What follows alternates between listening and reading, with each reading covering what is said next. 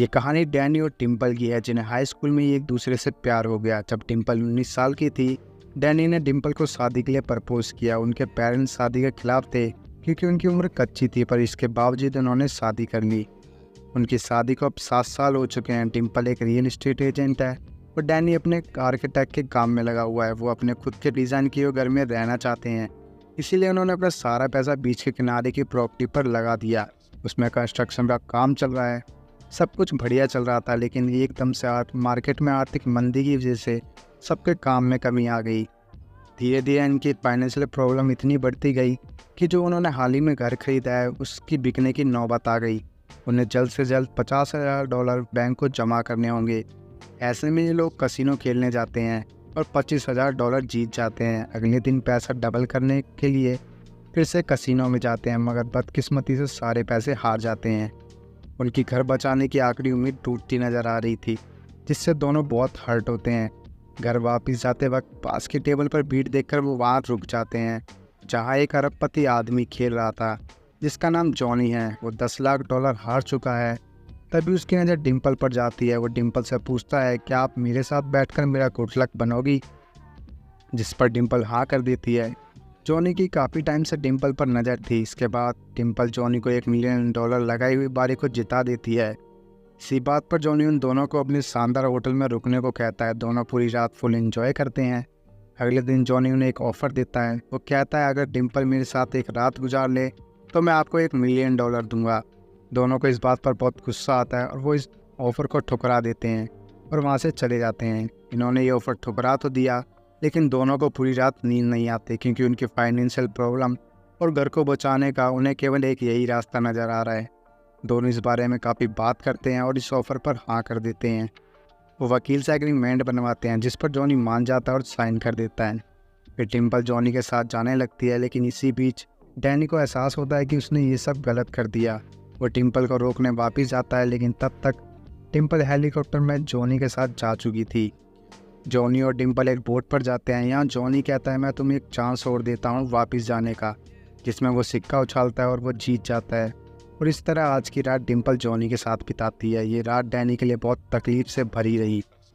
अगले दिन दोनों प्लान बनाते हैं कि वो इस बात को भूल जाएंगे और कभी भी इसका जिक्र नहीं करेंगे। फिर वो अपनी प्रॉपर्टी लेने जाते हैं, जो पहले से बिक चुकी है।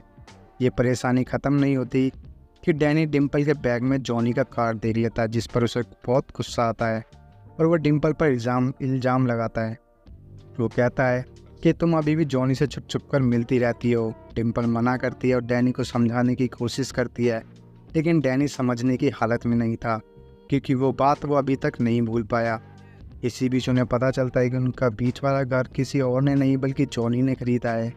इस पर डिम्पल को गुस्सा आता है। वो जॉनी के पास जाकर उसे बहुत सुनाती है और कहती है कि तुम मेरा पीछा करना बंद कर दो, तुम्हारी वजह से हमारे बीच दूरियां बढ़ रही हैं।